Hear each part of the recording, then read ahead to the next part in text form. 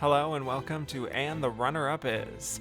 This week on the show, we're talking the 1929-1930 Best Actress race at the Academy Awards, where Norma Shearer won for her performance in The Divorcee. But why did she beat fellow nominees Nancy Carroll, Ruth Chatterton, Greta Garbo, and Gloria Swanson? We'll explore all this and more on today's episode of And the Runner-Up Is.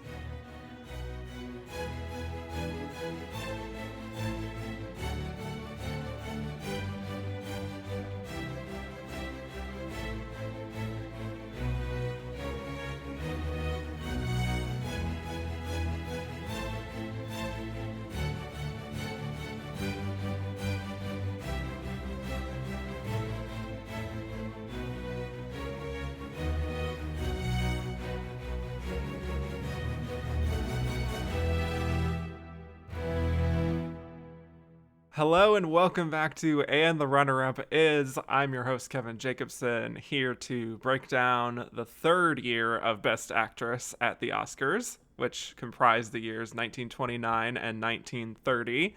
We'll be discussing why Norma Shearer won, why the losers lost, and who we think was the runner-up of this Best Actress race. And my guest today has been heard numerous times on this show. He is a writer and podcaster for Next Best Picture and co-host of the Halloweeners horror movie podcast. Welcome back to the show, Cody Dericks. Hello. I'm so excited to be here talking about I almost said seven ladies. It's only five ladies, seven movies. Got to keep that straight. Yeah, lots of sad ladies. I'm excited to just differentiate how these are different, because there's a lot of sameness in the plots.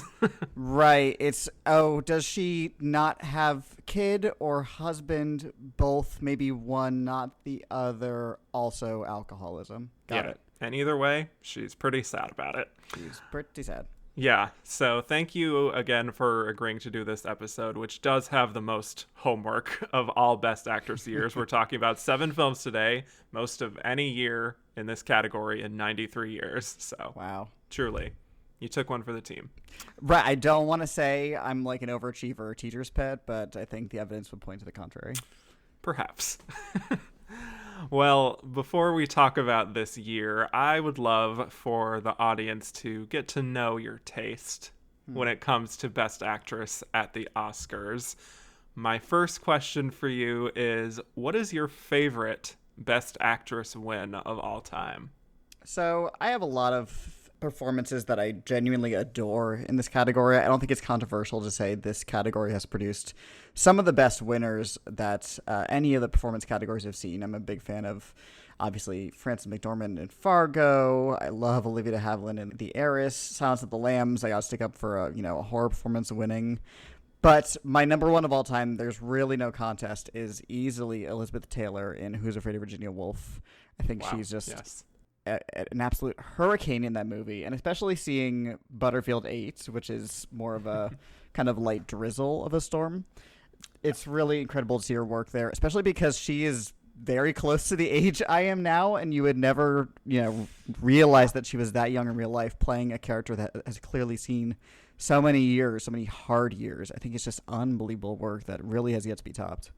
Yes, absolutely. Definitely one of my top 10 as well. Probably top 5, honestly. I haven't looked at my list lately, but yeah. Well, on the flip side of that, the other question I had for you is, what is your most heartbreaking loss in Best Actress? A time where you were disappointed or maybe even surprised that a performance that you loved just didn't end up winning? Yeah, so I wasn't there for it, but I feel like the go-to answer correctly is Judy losing for A Star Is Born. I think that's such a missed opportunity. And, one of the things of being an Oscar fan is you kind of see the what could have been. You see the missed opportunities and the domino effects. And so that's my biggest heartbreak. And I feel like that's not a super original answer. But I also got to say, and this is not necessarily because I find the performance one of the great losses of all time, but I think if Holly Hunter had won for broadcast news, we could have created a domino effect that would have similarly saved a lot of heartbreak, because I go Holly Hunter in 87 broadcast news, and then Glenn Close can win the next year for Dangerous Liaisons, and then Jodie can win 91 for Silence of the Lambs, and then Angela Bassett can win 93, and everybody's happy. And if they wanted to give Cher supporting for Silkwood, that would, make it still even. I think that little, butterfly effect of the 1987 Best Actress race really could have just saved a lot of trouble. Yeah. So I guess you could say this all started with Linda Hunt winning Best Supporting Actress. It for all the year of started with Hunt. Yes. Yeah, we have to go back. Cher. Yep. They wouldn't have given Cher 2 Oscars probably, and maybe Holly Hunter would have won that. And you're right. It would be a beautiful domino effect, and we would be such an advanced society if that happened. Right. The flying cars, the renewable energy. I mean, think of what could have been. I think so. Yeah.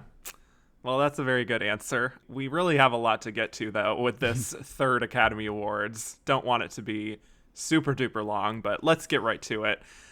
Just as a note for this year, this is the final year where an actor could be nominated for multiple performances in the same category. The rules were changed after this ceremony to where actors are only allowed to be nominated for one film in an acting category. Obviously, they can be double nominated if they get in for, Best Actress and Supporting Actress for 2 different roles, but they can't be in the same category with 2 performances.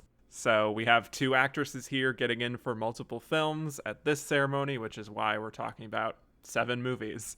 So the nominees were Nancy Carroll for The Devil's Holiday, Ruth Chatterton for Sarah and Son, Greta Garbo for Anna Christie, Greta Garbo for Romance, Norma Shearer for The Divorcee, Norma Shearer for Their Own Desire, and Gloria Swanson for The Trespasser, with Norma Shearer in The Divorcee being the Oscar winner. So first, Cody, what were your overall thoughts on these performances collectively? So, taken as a whole, like I mentioned in the opening, I feel like, and this is not necessarily the actress's fault, it's the kind of movies that they were making back then that had women in leads. It's a lot of just kind of domestic strife and struggle, a lot of child issues, having them, not having them, marital issues, that kind of thing, which is all well and good. I think there's, obviously countless stories you can tell in that, pulling from that well. But it does make it a little difficult to, when you're watching them all in quick succession to prepare for a really good podcast that you're going to be on. It's hard to kind of, remember, oh, Gloria Swanson has the kid with not that guy. It's the other one. Sarah and Son has a kid. Okay, got it. It becomes a little bit difficult to distinguish, which makes it kind of more surprising that 7 different performances of similar ilk were all nominated. On the whole, I think this is not a all-time lineup. I wouldn't say anybody would be banging the drum for this as some sort of untapped procession of performances that people aren't really talking about. I think there's definite gems here, but yeah, overall I think they're doing good work, but it's not one for the books. Yeah. You know how sometimes people say, like, how can you compare these performances which are doing such different things? Well, here I honestly feel like you can compare them because these are such similar kinds of characters. A lot of scorned women, as we were talking about in the DMs. Women dealing with the romance and kids and domestic drama. And I feel like all of them are sort of on an equal playing field as far as, also adjusting to a new era of film with the advent of the talkies. And I do think for as good as I think some of these performances are, it really does show a lack of variety when it comes to, first of all, just the kinds of juicy roles that are afforded to women in this era, keeping in mind that this is a small sample of the performances that came out in the eligibility window. But, there's such a sameness to the kinds of stories here that are also being given to the biggest stars of the day, which is not great, I think. And then number 2, I think it's just a lack of imagination on voters' parts that this feels like such a limited view of what makes a great lead actress performance. But, I think at this stage, the Academy is still trying to figure out what it wants to be and what it wants to value. So it's a kind of a mixed bag. Yeah, and I'll say what is actually kind of impressive about these films' existences is that for the most part, I don't really think, I mean, just kind of off the top of my head, any of them have an equivalent male co-lead. For the most part, these are all Yeah. women who are at the helm of their own story by themselves, which is sometimes a struggle to find nominees in this category that are of that variety to this day. Yeah. So, yes, the stories may have not been the most inspired in terms of variety or originality, but I do think that's something worth commending. Yeah, absolutely. And one other note just before we launch into it. After the fiasco of Mary Pickford's win that we talked about last week, where she openly wined and dined the Central Board of Judges to get that win for herself, the rules were changed for this year so that the winners were voted on by the entire voting body of the Academy. So no more talk of that dastardly Central Board of Judges. So, are we ready to jump into all these performances? Yes, please. Okay. Let's just go in alphabetical order here, starting with Nancy Carroll in The Devil's Holiday. Nancy Carroll, she had a Broadway background. She first started in film in 1927, so not too far off from this performance.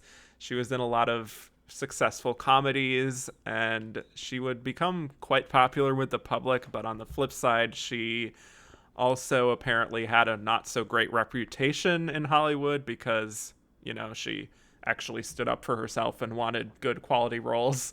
How dare. And was sort of deemed uncooperative. So that is always a damning thing for especially women in Hollywood at this time. But here she is in The Devil's Holiday. This is her only Oscar nomination. She actually retired from film in 1938.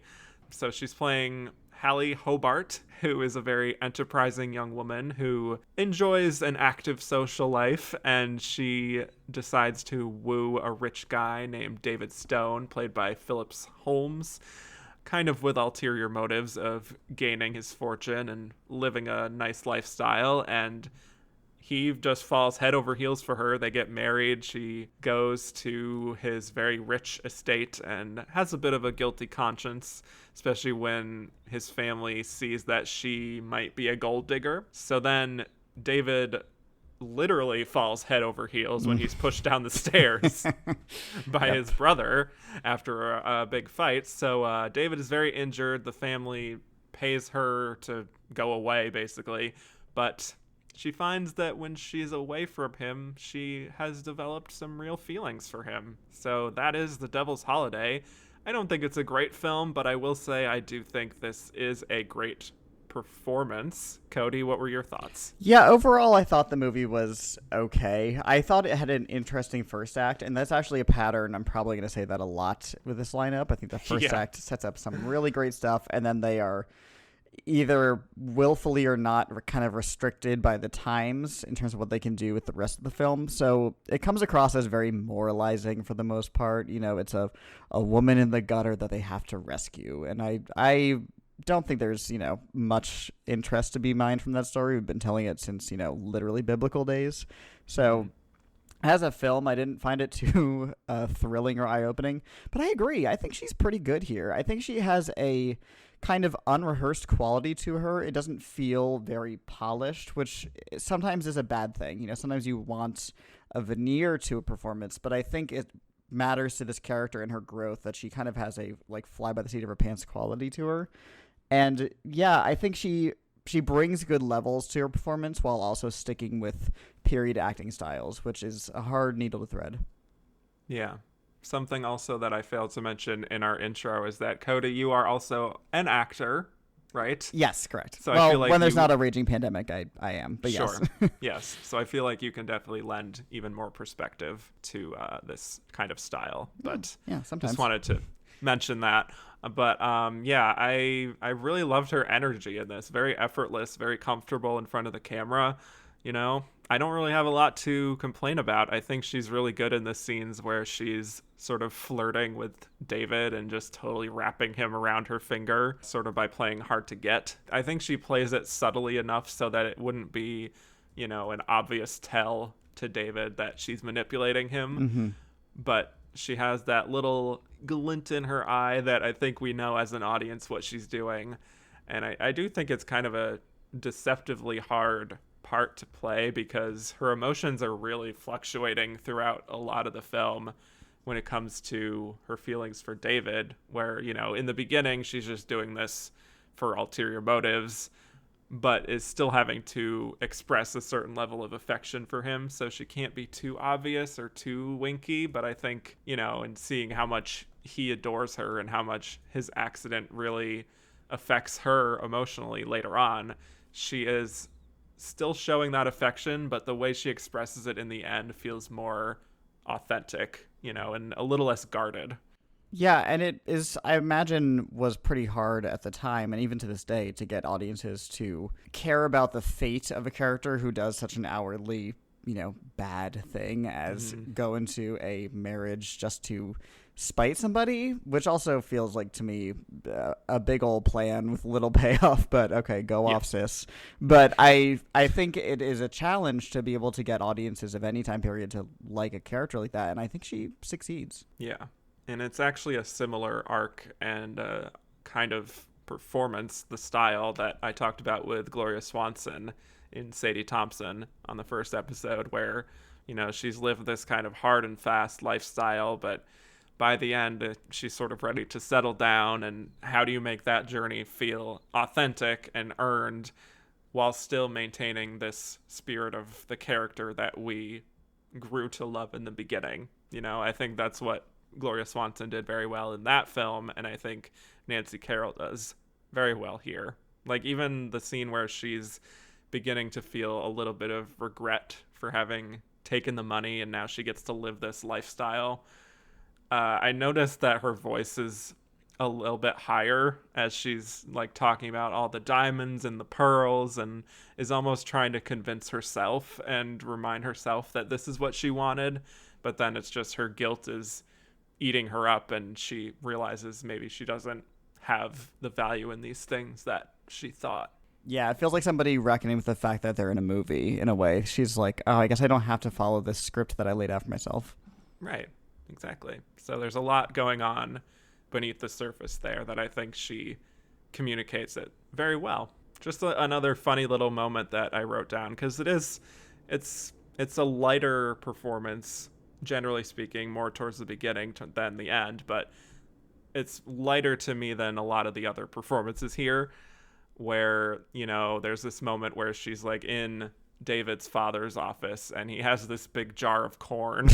Yes. And she just grabs a handful and she tries it, and she's just like casually says it's terrible and like keeps on going with the scene. It's almost like she's improvising. I love those little moments. Yeah, I think the whole thing has a very unrehearsed quality to it, like I mentioned. It's, little moments like that. And not just her, the movie as a whole has a kind of, I wouldn't go so far as to say it's intentional in like a Robert Altman kind of way, but there's a lot of overlapping dialogue and repeated lines, which may have just been a product of early sound acting and, you know, getting used to it. But, you know, accidentally or not, it kind of lends it an air of realism, which is so hard to find in this time period. Yeah, and especially among this group. So on the flip side of that, the ending scene I do want to talk about. I think it's kind of like one of those big grand monologues that I sometimes dread with films of this era that are just so earnest and just laying down all the themes of the film in this very blunt manner.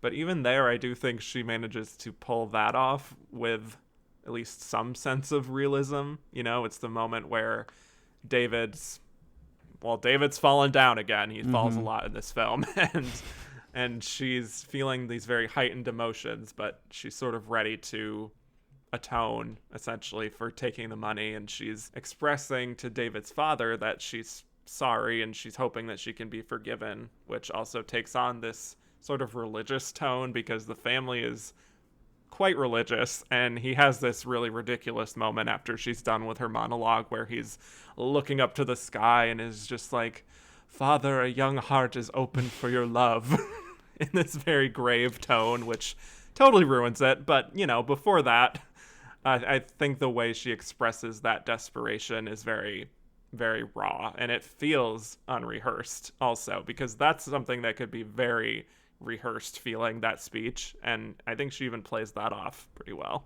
Yeah, I think what counts and what helps her there is that it feels like she's surprising herself as the character. Right.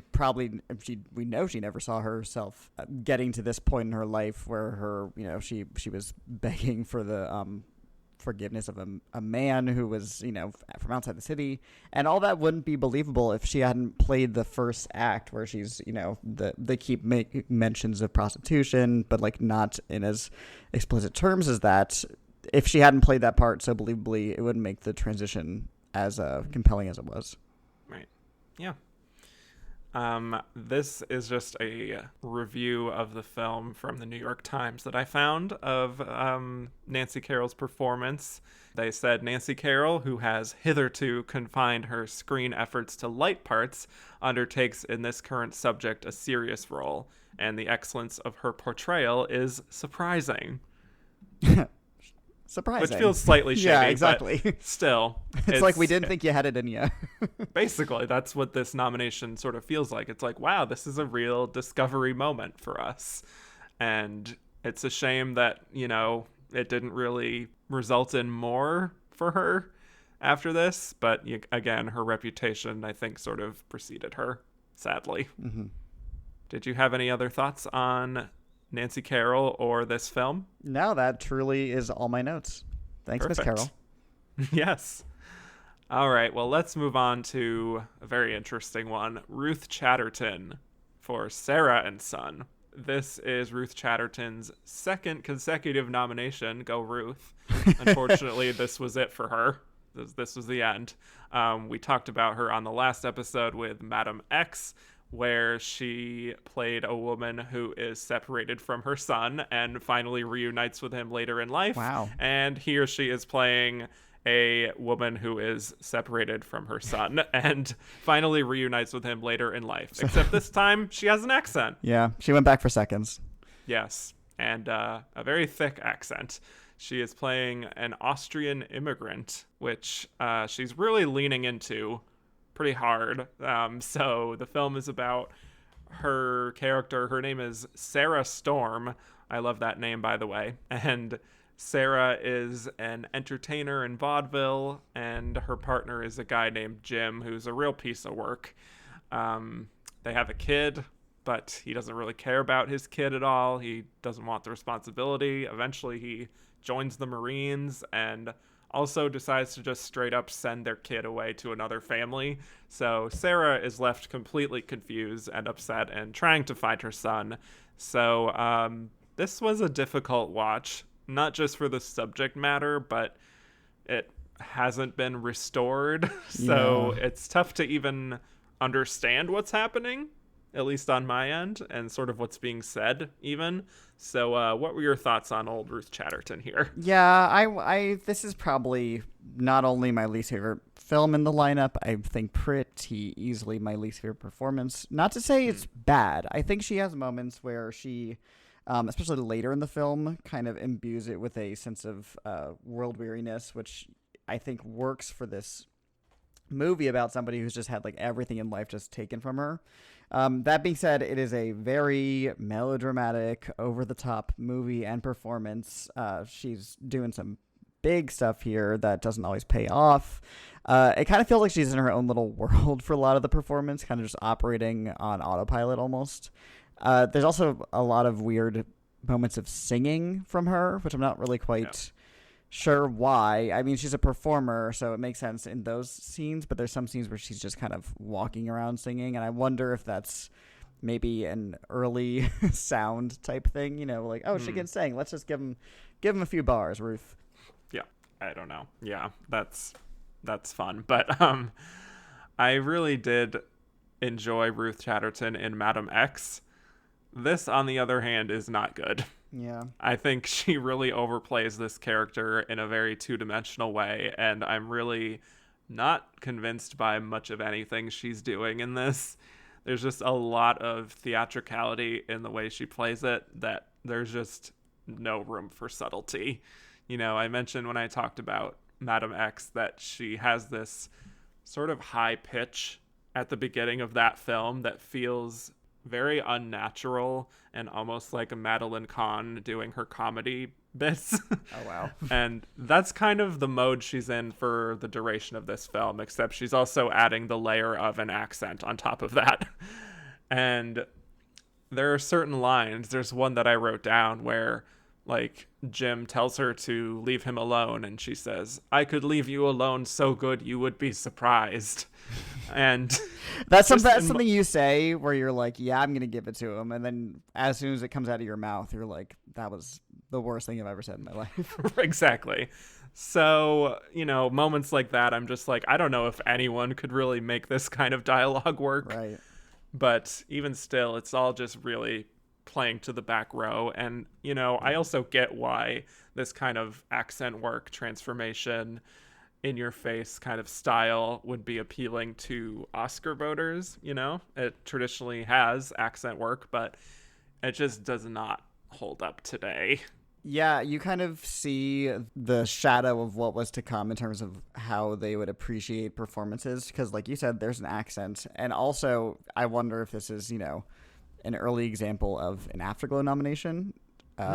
Yeah. Because she and Gloria Swanson, I believe, are the first two to ever get 2 nominations in this category. So It just kind of shows that, nothing really changes with the Academy. Truly.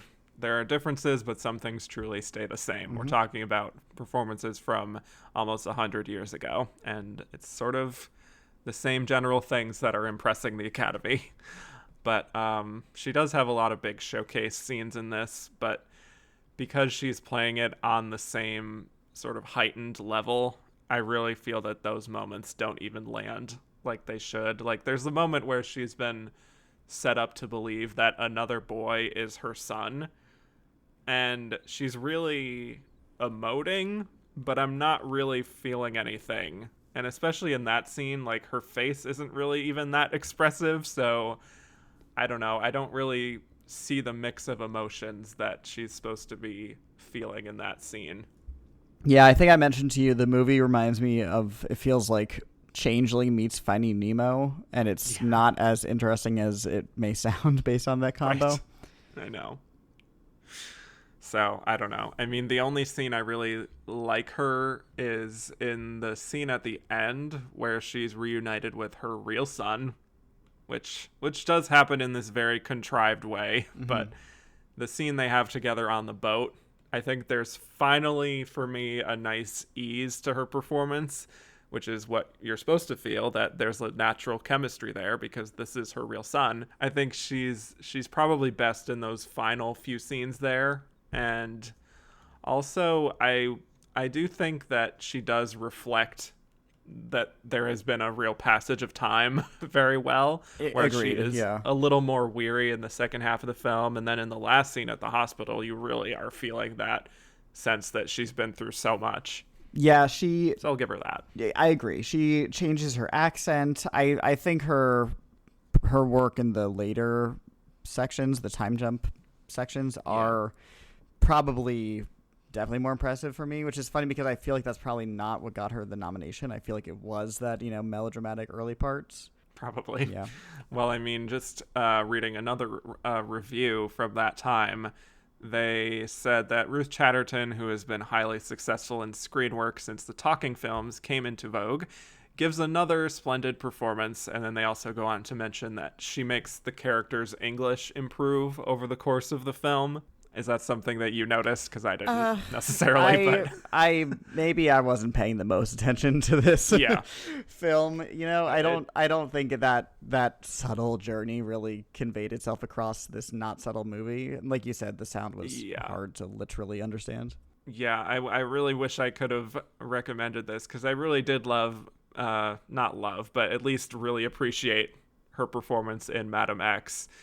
And here it's just like really diminishing returns and also really trying to do something that maybe she wasn't the most capable of, or maybe she wasn't the right actress for.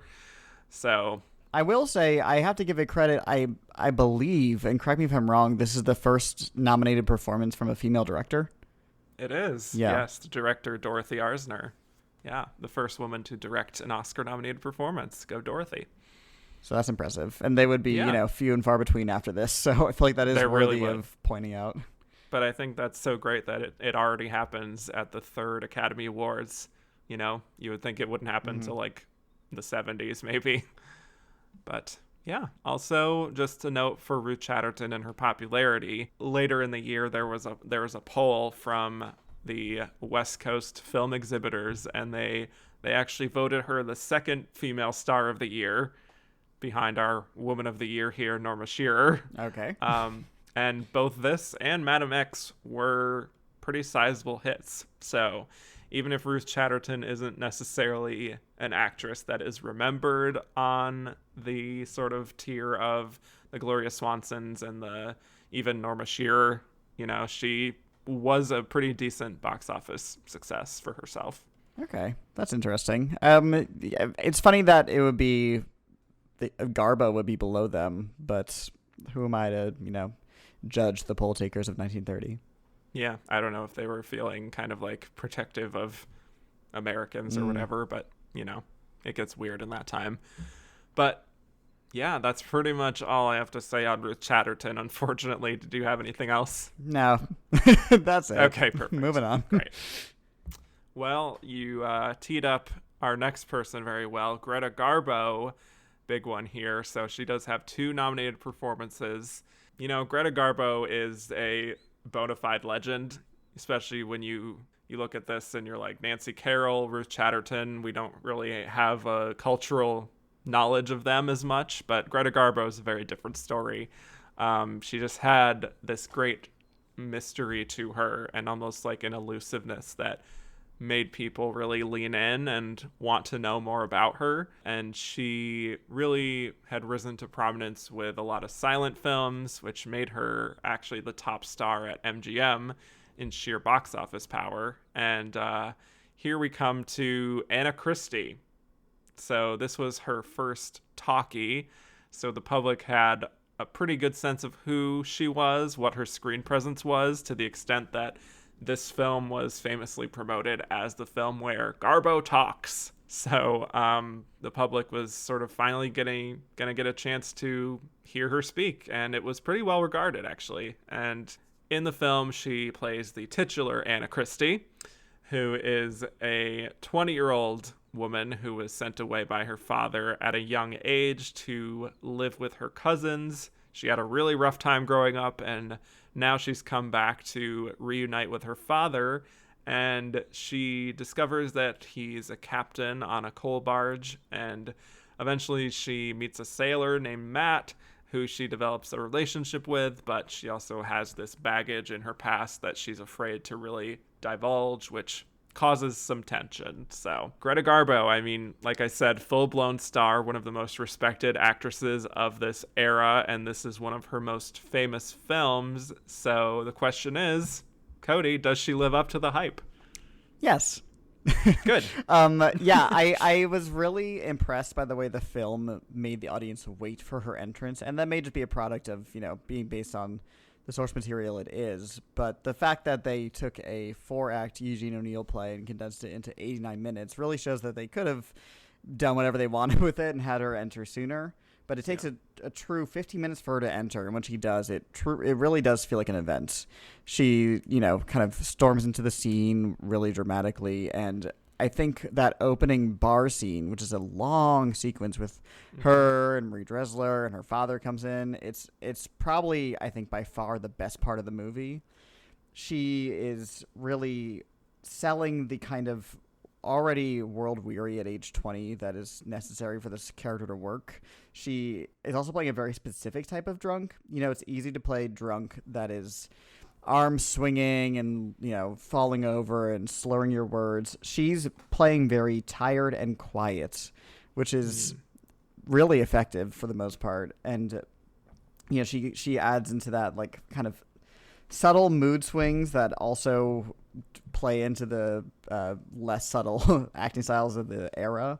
It's very cynical and humorous. But I think the movie as a whole kind of deflates after that scene. It feels very Yeah. rushed. It feels like they're really like running through the greatest hits of this play to get through to the ending, which is another long scene of dramatics. But overall, I think she kind of makes it out unscathed regardless of quality of the film itself.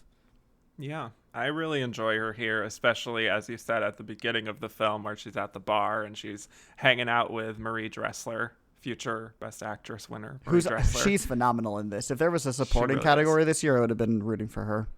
She would have won. Yeah. And she seems so comfortable for this being her first talkie. You know, some of her longer monologues later on are a bit shakier, I would say, but in the beginning, I think she's just pure movie star charisma. You know, she just has this really strong confidence that only the best of the best stars of this era, like, you know, Marlene Dietrich and Katharine Hepburn, are able to really convey, I think. And it's like, even in a role like this where she's not supposed to be as glamorous, she still manages to just be compelling from the jump when she walks into a room, just because of this kind of swagger she has. And then, you know, also I think she really has a handle on this character who has been through a lot of trauma in her childhood. I guess not just in her childhood, but all the way up to today. So there's something a little broken about her. And I feel like in that first scene at the bar, you really get the sense of her being a woman who has had to adapt to a lot of hardship in her life. You know, she's only 25 when she's making this film, but the way she's kind of like hunching over, it really makes her feel older. Yeah, So I mean, you know, they talked about Clara Bow having it. She has it too. She just has it. She just walks in, and you know she's a star. You know she's going to take control of the movie.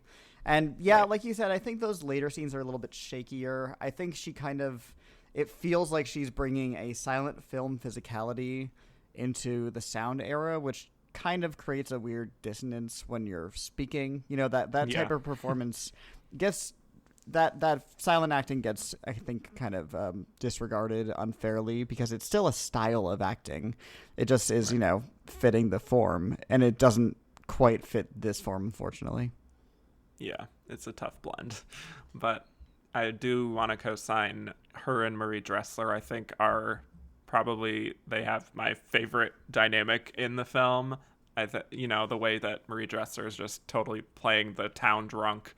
And I think Anna knows that she can open up to her and be a little more playful.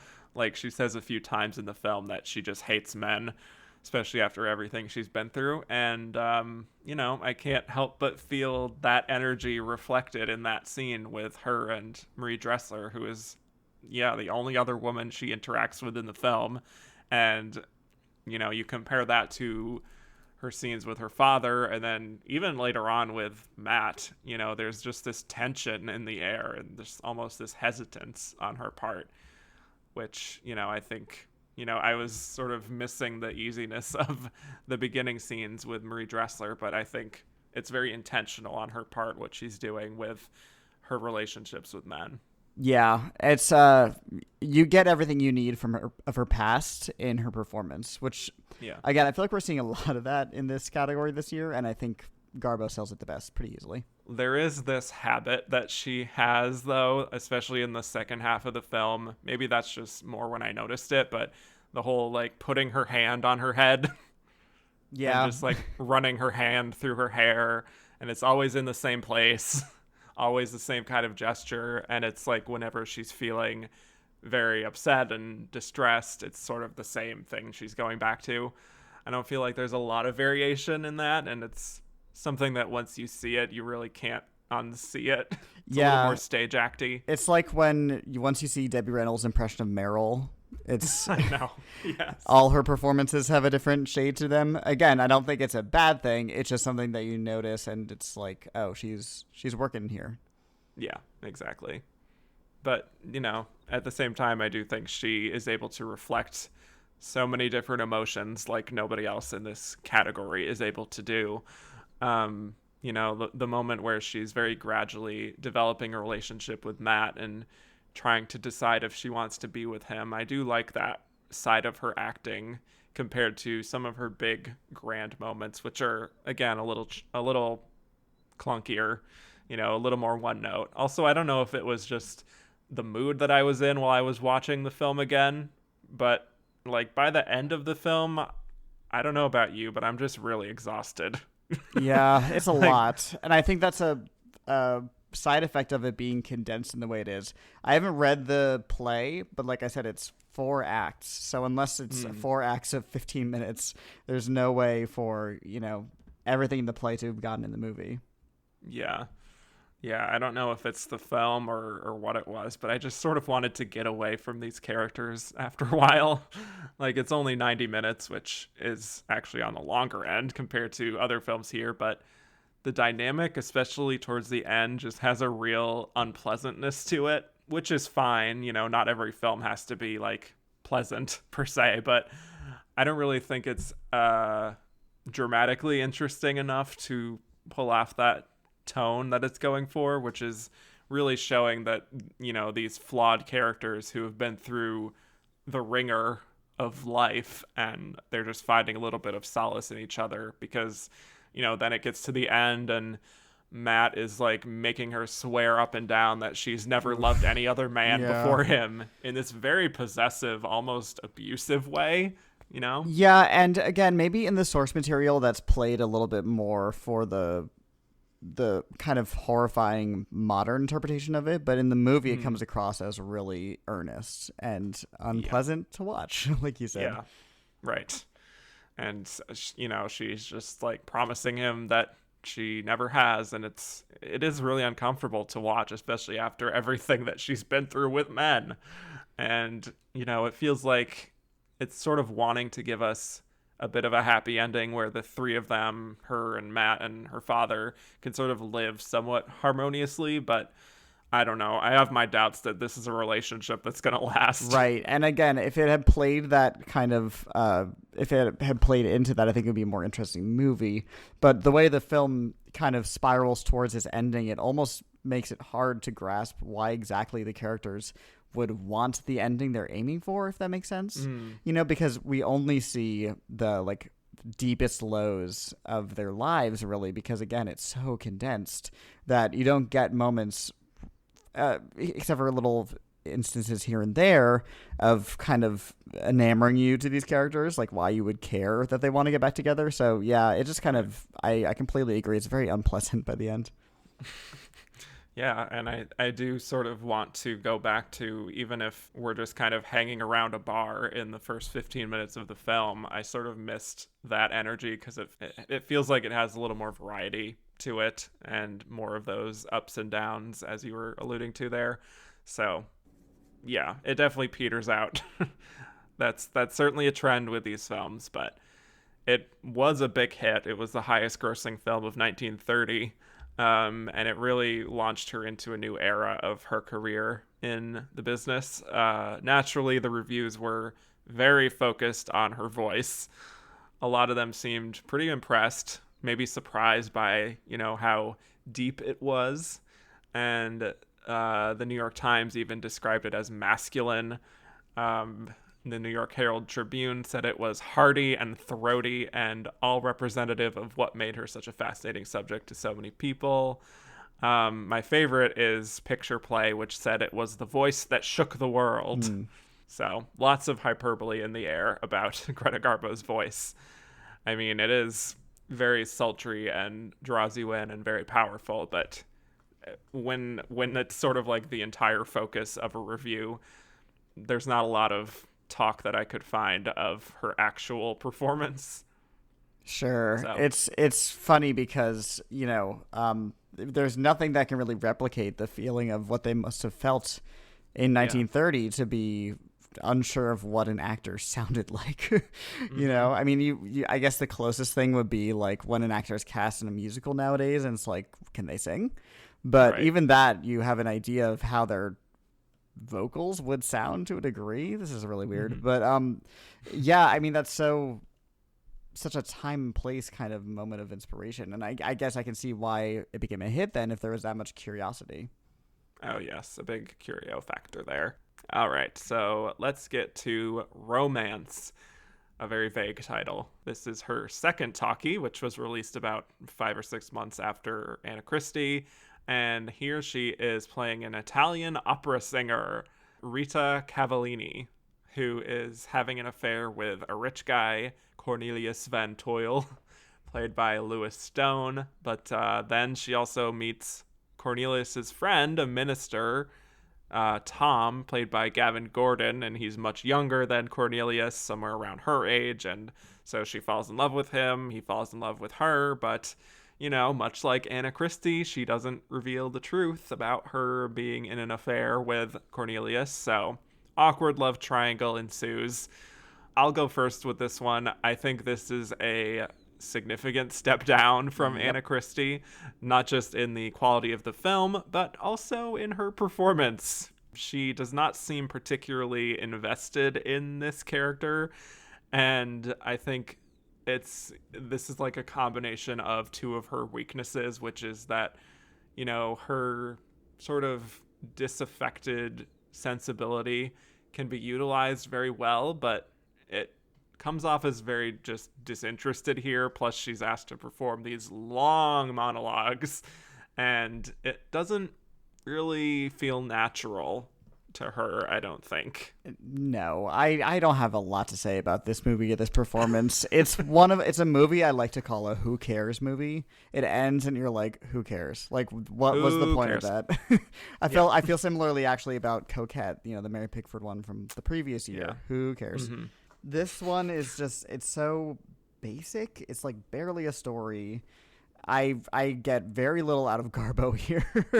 The only memorable thing about her is that she is obsessed with monkeys. There's several scenes of her talking about monkeys, playing with monkeys. Don't really know what that's about. I wonder if it's some sort of symbolism, but I didn't care enough to look into it. Yeah, I was not a fan of this or this performance. I don't really see the necessity of having to nominate her for both, especially when, and not to give a preview too obviously, Norma Shearer is giving two performances that I think are both interesting in their own way. Greta Garbo is giving two performances, one of which is vastly outweighed by the other. Yeah, I look at this nomination and I really do ask, what was the reason? What was the reason? Yeah, it's just unnecessary.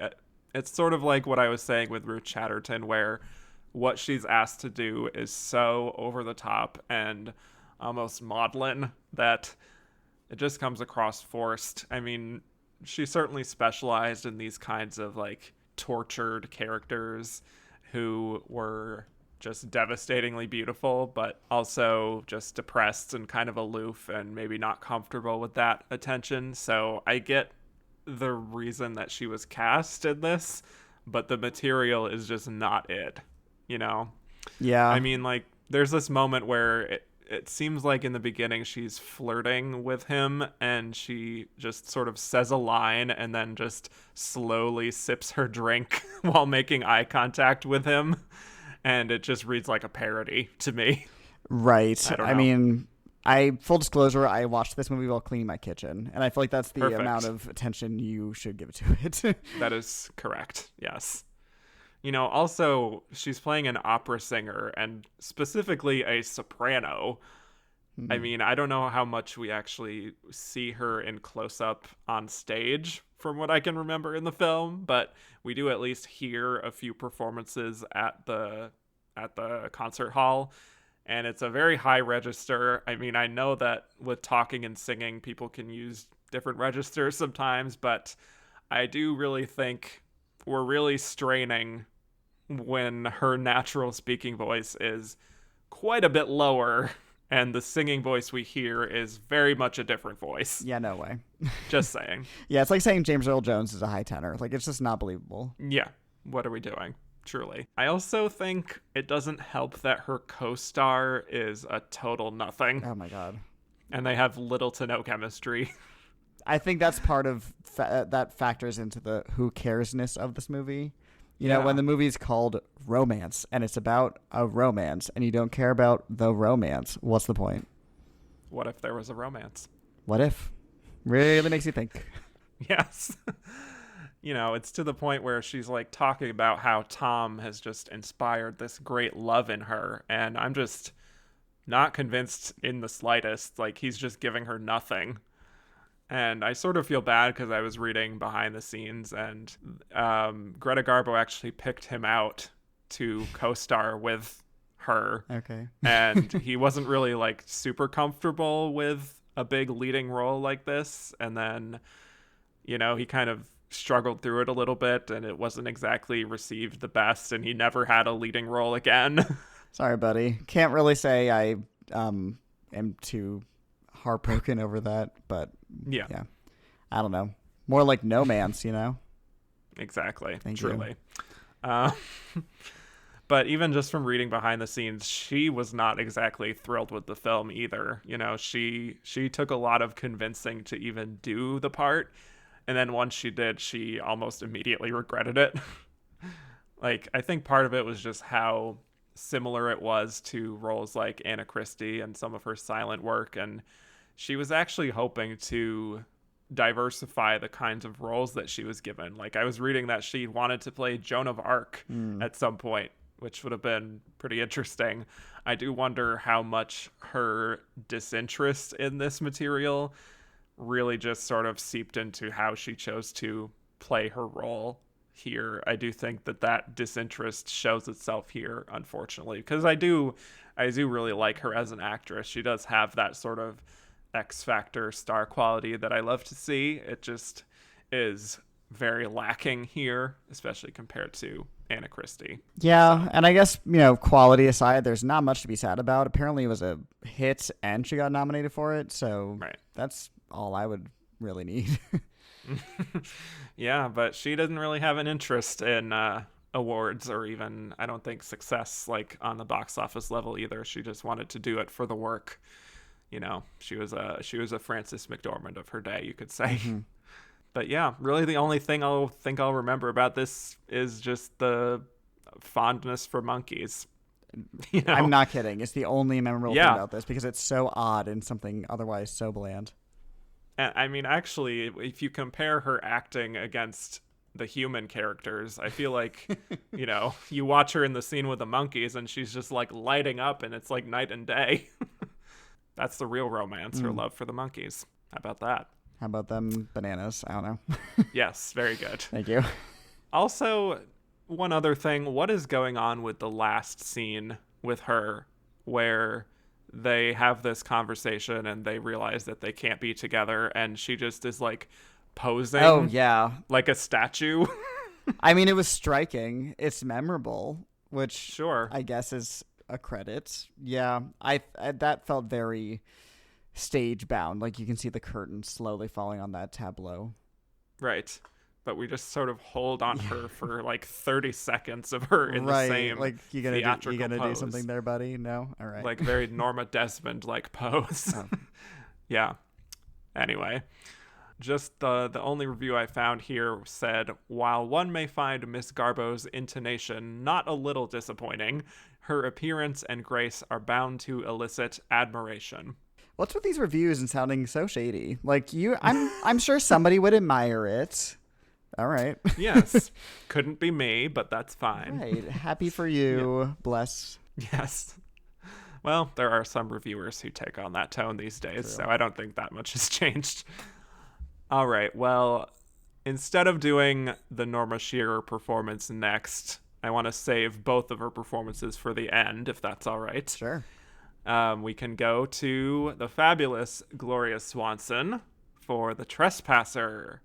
All right, so The Trespasser was made after quite a few years of difficulty for Miss Swanson. She really just struggled to even save her income.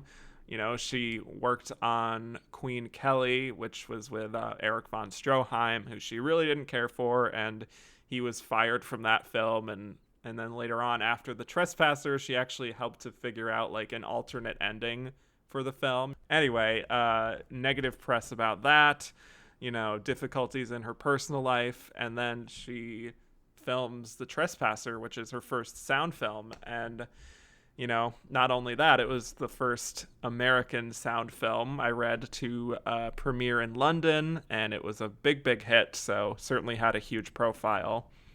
And the film is about Gloria Swanson as a woman named Marion Donnell, who is a stenographer, and she elopes with a wealthy man named Jack, and his family is just mortified and doesn't want her in the family, and they're basically forced to get an annulment. But meanwhile, she's pregnant and gives birth to his child without him even knowing. And eventually she shacks up with a married man, Ferguson, who happens to be her boss, and she becomes his mistress, and then he dies, but he's bequeathed a huge inheritance to her, and then her ex-husband comes back into her life, and she reveals that they have a son, and so she really has to figure out what she wants to do with all that information, and she wants her sort of like figuring out how she wants her child to be raised. So it's a lot of plot. This was Gloria's second nomination following Sadie Thompson, and it would be about 2 decades before she got her final nomination for Sunset Boulevard. But The Trespasser, yeah. Cody, I've been creeping on your Letterboxd reviews of these films, and you seemed like you responded to this one the most positively. So what did you like about this one? Yeah, this is pretty easily my favorite film of the nominated films. I wonder if maybe that's a bit of, comparison. This really does feel like Sarah and Son meets The Devil's Holiday, but make it good. So, yeah, I enjoyed this film. I found it pretty exciting and energetic in the opening. It moves very quickly, and then it kind of moves into the melodrama. And maybe it would be a lesser movie if the performance of Gloria Swanson wasn't quite captivating. I really enjoyed her in this movie, and I'm coming to realize that not to telegraph too much, but I may give her the Oscar every single year she's nominated. I'm coming to find that I think her versatility is more than kind of her legacy being overshadowed by her performance in Sunset Boulevard would indicate, not just in terms of performance type, but I think she really excels in Sadie Thompson, which is silent, and then she does what Gloria Swanson couldn't do, or rather she does what Norma Desmond couldn't do, and transitions into sound. And I think she, kind of like what I was talking about Garbo doing in Anna Christie, brings a silent film physicality into the sound era, but in a way that is more believable to a degree. Not that believability is the be-all, end-all of performance quality, but I think overall it really captivated me. Yeah, so I mentioned it on the first episode. I absolutely love Gloria Swanson, and now having watched all 3 of her nominated performances, I will basically co-sign what you just said. I feel even stronger about her as an actress now, and this is such a contrast to her other nominations, which are a lot more theatrical and heightened, and, not in a bad way. That's what was required for those roles, but she really is very grounded here, almost like an everyday woman, if also an everyday woman happened to look like Gloria Swanson. Yeah. She still has some of that magnetism that she has, but it's a lot more subtle here.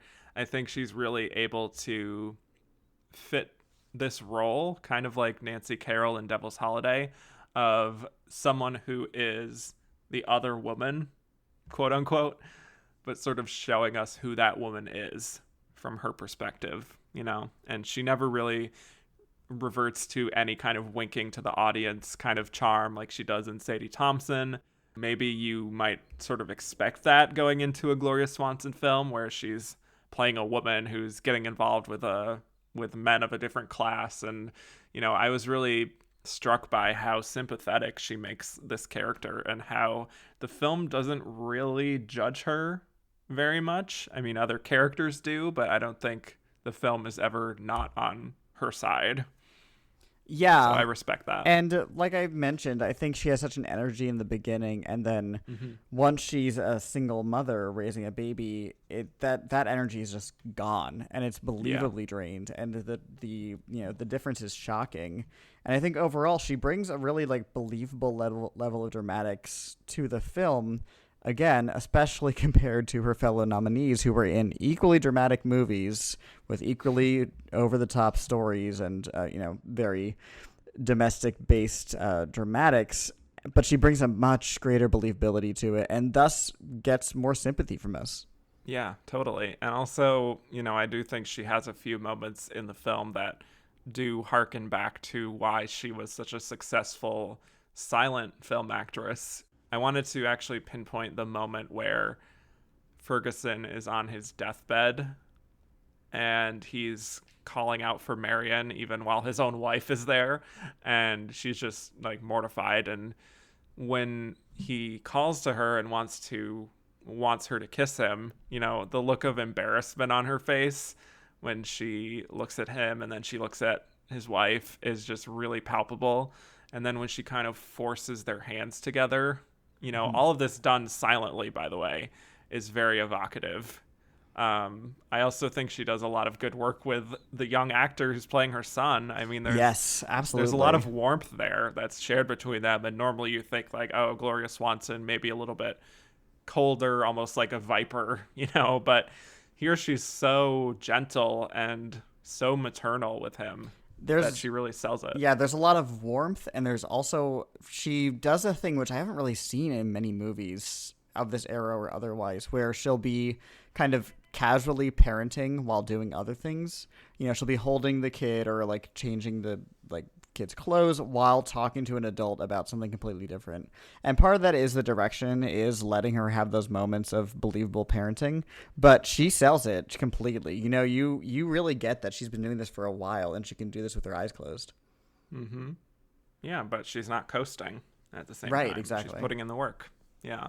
She also does her own singing.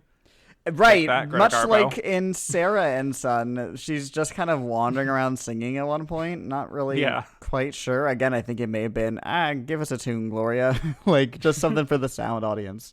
She has a very nice voice. Yeah, she could sing. Yeah, she can carry a tune. I mean, the ending is kind of wild and sort of melodramatic, like a lot of these films were at this time, but I will say I did find it maybe unintentionally funny that, like, after Jack's new wife has died, he's pretty quick to run back to Marion and have this, like, tearful reunion. And I also wonder, like, what's next for that relationship? Feels like there's still a lot of things to be resolved there that maybe aren't resolved by the end of the film. I don't know. Yeah, I mean, I maybe wasn't too compelled by the story itself. It really was all about Gloria. Yeah. Exactly. She really elevated the film. Yeah, absolutely. And the critics agreed, very much so. Lots of praise heaped on Gloria here. One of them said, Miss Swanson gives an even better performance than she did in Sadie Thompson, for here she is more of an actress than ever, speaking lines naturally and without unnecessary pantomimic gestures. Her work is restrained, particularly in the emotional scenes. She has also seen to it that time and a nerve-wracking ordeal show in her face. Totally agree. Yeah, like you were saying, she shows the weariness. The other one was just from the Los Angeles Times. It says, it's a new Gloria Swanson you see and hear, with all the fire, the drama of the Gloria you love.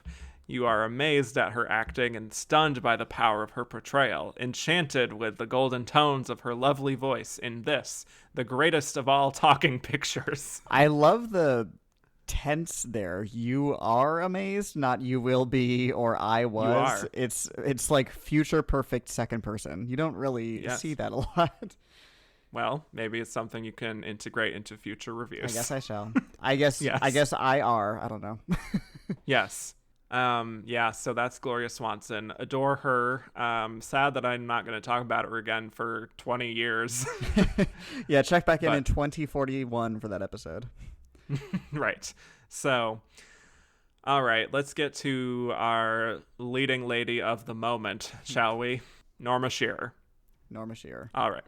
Yes. So we can officially say that Norma Shearer is the only actress to beat herself at the Oscars, because Their Own Desire is her losing performance of the two, and it comes out before the Divorcee, so I guess you could call it the warm up to what she would have coming just a few months later.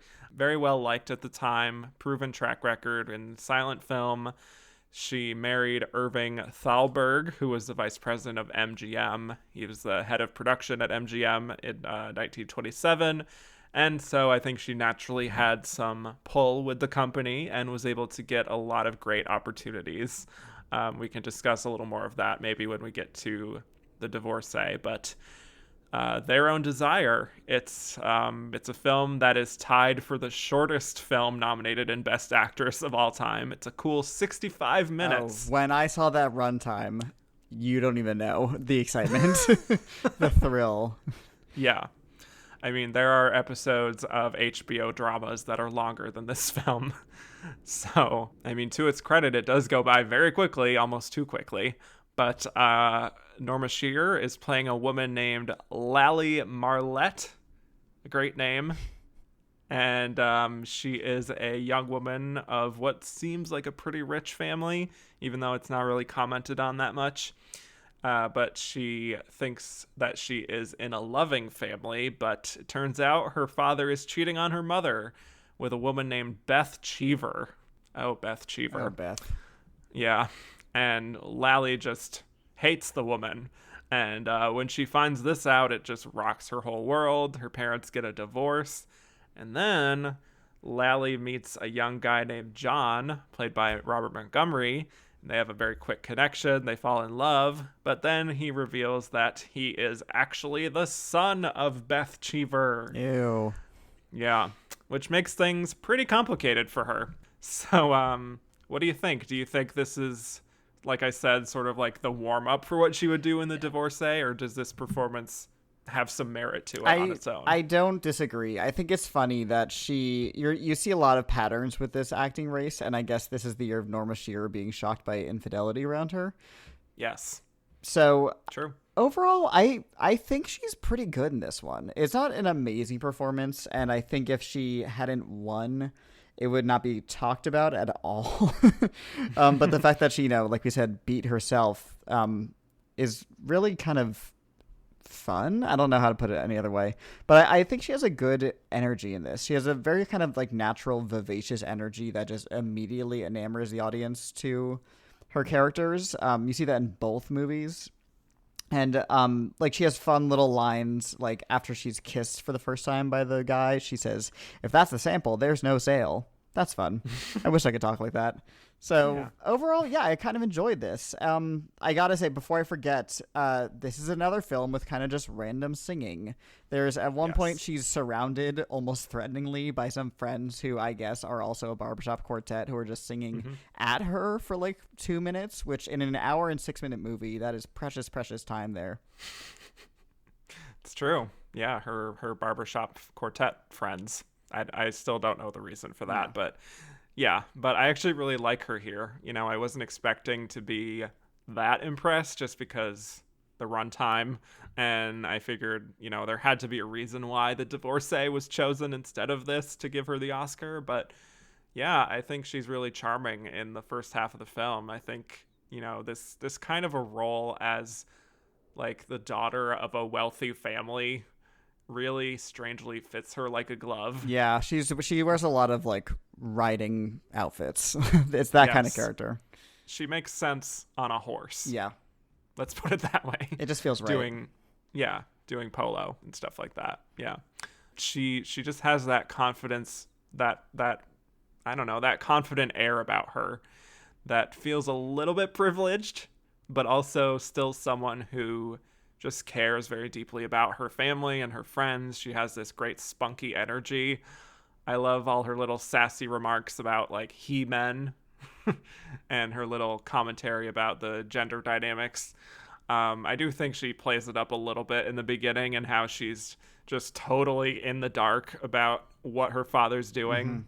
So it almost looks like she's overcompensating in that way that people do when they like have a suspicion about something, like someone thinks that they've been cheated on or something, so they're very flowery and over the top with how devoted they are to their partner, like they're almost trying to convince themselves that everything's fine. That's what she does with just sort of how gushing she can be about her parents and being almost innocent, like, oh, of course you two are so devoted to each other. Right, something I say to my parents all the time. Yes, always talking about my parents' loving relationship in front of them. So maybe overplaying that card a little bit, but I think knowing what the plot of the film would be just from reading the synopsis, I actually got to a point pretty early on where I just knew where everything was going. So I was just basically waiting for this to happen and then this to happen. Yeah, I don't know. It felt predictable to me, I suppose. Sure, it did. Outside of a very wild ending. Exactly, that's the thing. I was not expecting a harrowing boating scene. That was strange. Yes. But afterwards, I think she plays a really kind of fun, desperate, and frightened character, which is a fun kind of crack in the veneer of this character that we've seen mostly, use humor to deflect. So I think she shows kind of excellent range in this movie, which there's less of that in the Divorcee. So it's kind of funny that this is the performance that kind of just got shunted to the side. Right. Yeah. We'll get to this more with the Divorcee, but I think those more melodramatic moments for her are not exactly her strong suit, at least in my opinion. But to get to more of a spoiler about the actual end of the film, when Lally is going off with John on a boat and suddenly there's the huge storm and there's this rumor that they might have drowned and there's this big search party for them, and then they're on the nearby island, it turns out, and she's just so totally shell-shocked. That's a really strong moment for her dramatically, where she really seems so dazed and totally out of it, and she's holding John there as she's sitting there, and even when her father finally comes to rescue her, it's like the way she's holding him closer to her is really effective with how protective she is. I don't know, there's something almost maternal there in that moment that really resonated with me. Very protective. Yeah. But I also just briefly want to give credit to the film for the cinematography and even the sound work, for not being like one of these other films full of people in rooms and the camera just plops down in a wide shot and doesn't move at all for 10 minutes. Yeah, it's like, what do you want us to do? Yeah, right.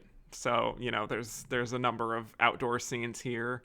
Like the pool scene is pretty memorable, kind of like the little meet cute, and obviously the climax. There's a lot going on there.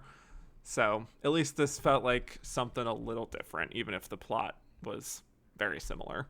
Yeah. Yeah. Again, it's an hour-long movie. There's not much to talk about here. But I do think she's probably the bright spot in the film. For sure. Also, she hated the film. Okay. Never mind. Yeah. So she really just didn't even really want to do it.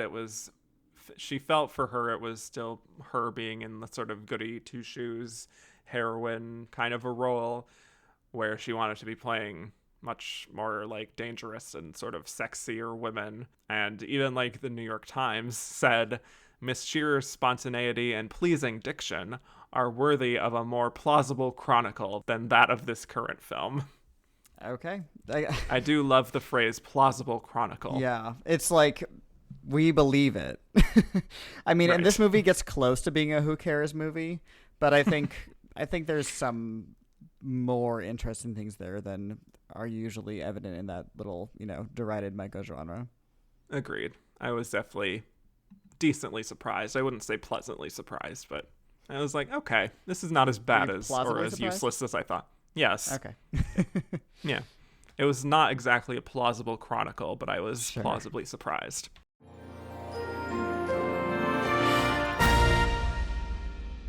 All right, let's get to our big win here. Norma Shearer, the Divorcee.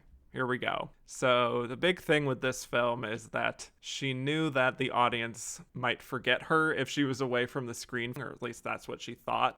And she knew that she wanted to reinvent herself for roles, like with the Divorcee, where, up until that point, she was known for a lot of these more goody two-shoe roles, noble, more chaste, and she wanted to prove that she had the range, not only with, producers, but to the audience. So she decided to do a little photo shoot for herself with George Hurrell, the photographer, where she posed in a more provocative manner, and she used that as a bit of an audition in a way to prove that she could play a role like Jerry in The Divorcee.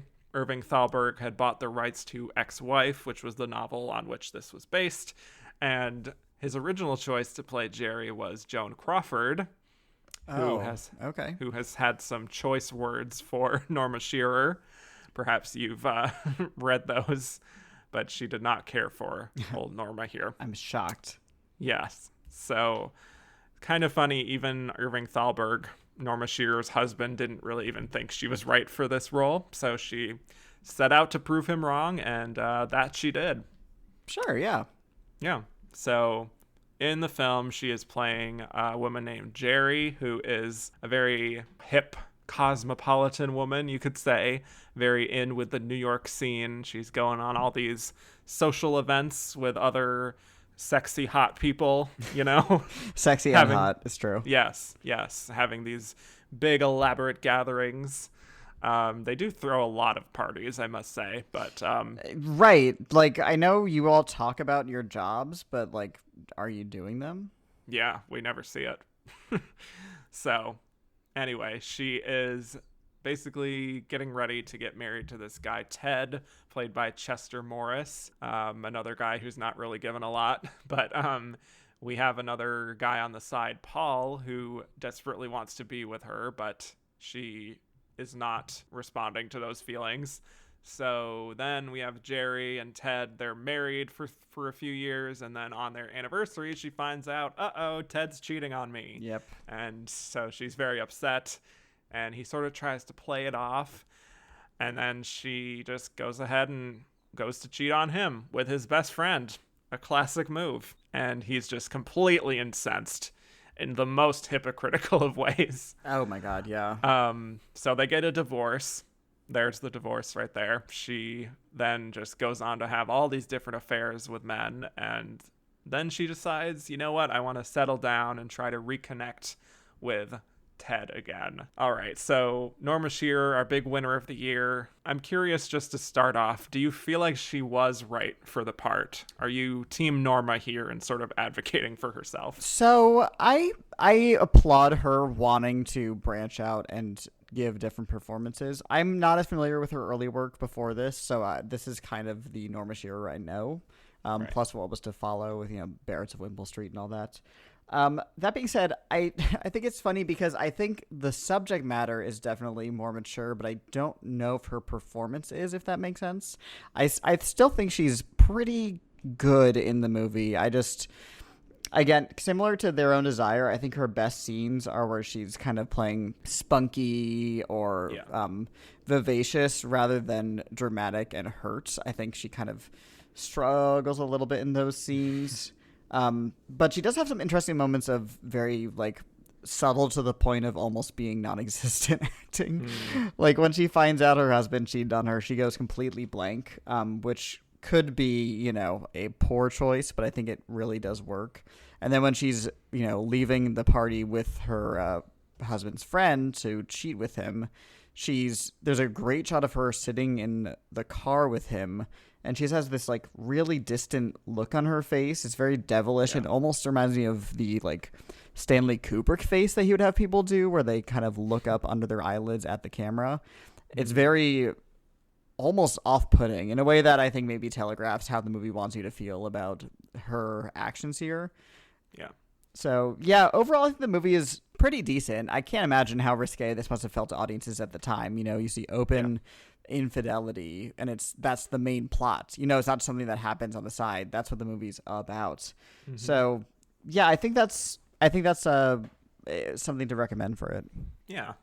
I think she's pretty good in this. She certainly gives the impression of someone who would be in the in crowd. Definitely.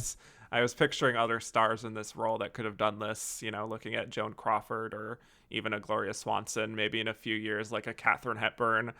And I do think that Norma Shearer doesn't quite have the star magnetism of some of those actresses. But at the same time, I think, those kinds of stars would probably overshadow their co-stars too much if they were in this role. And I think what makes her so good as a performer is her ability to blend in a little more, where, people are still drawn to her, but it's not like her presence just naturally commands attention like some of these other actresses I said. Right. She's not making an entrance like Garbo in Anna Christie. Right.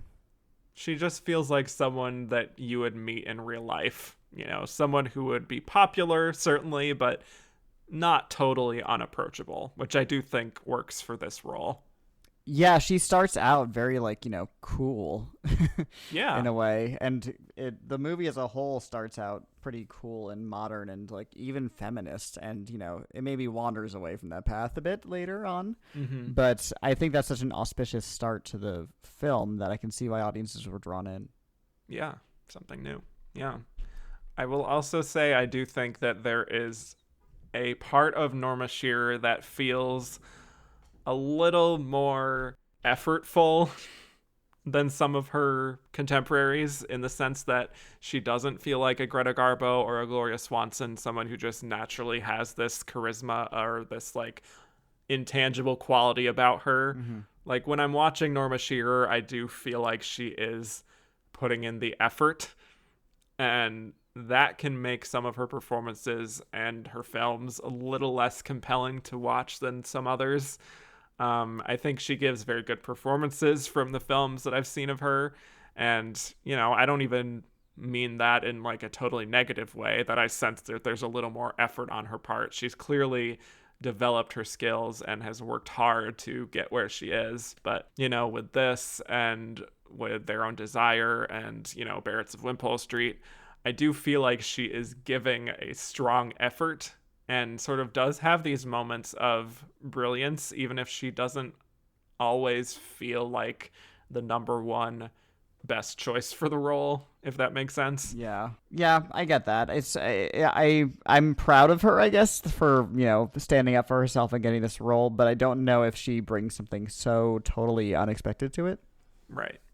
I mean, I think she gives a very good performance here. I'm not totally blown away by it. I don't think it was necessarily a slam dunk easy win for her, but it's a great movie star kind of performance from her, very much allowing her to display her range and get into some more interesting territory compared to what she'd done up until that point. And I do think she definitely excels in being very flirty and having that kind of energy that people are drawn to. I mean, there's, like you were sort of saying, it's more when she's getting to be fun and loose that she really is excelling. And then later on, when we get to the more dramatic moments, it doesn't always ring entirely true to me. I don't know if it's the line delivery. It's very heightened and sort of haughty almost in her sort of accusing sort of tone. That is not my favorite. Yeah, and especially because she's been so fun up till then. Yeah. It kind of feels like a deflation, which is fine. And it in fact makes the betrayal more devastating, because it's why would you ruin the fun to a degree? But yeah, those parts are a little bit less convincing for me. She does have these moments that really do connect in scenes that could probably have been played more dramatically, like when she goes to Ted after she caught him with his mistress, and then she recreates the pose that she caught them in and is just totally in command. I love those little moments where she's really driving things on her own terms. But even when we have the more dramatic moments at the end where she says this very rehearsed line where she says, "You're the only man in the world that my door is closed to." Yeah, which is, I think, a fun line, but it feels very writerly. Yes. Also, the ending is not great. No, that's the thing. It's really not. And, I guess not to spoil it, but whatever. I don't think you get enough of them as a loving couple to be enamored of their relationship in a way that's oh my God, they have to get back together. I don't think they do. I think she's doing just fine on her own. We get that montage, which I think is a cool filmmaking choice, the way they show it, of her kind of going through bows, and you get it by just having close-ups of their hands. Yeah. I think that's a fun little moment. And, I guess it's supposed to show that she's not taking anything in life seriously. But I thought that was the more fun choice for her. I don't think the flying to Paris to get back with her cheating ex-husband is something that's totally earned. Yeah. And also, I really like Chester Morris in some of his other performances. I don't think he's great as like a leading romantic man. So, not the most like charismatic and fun to be around.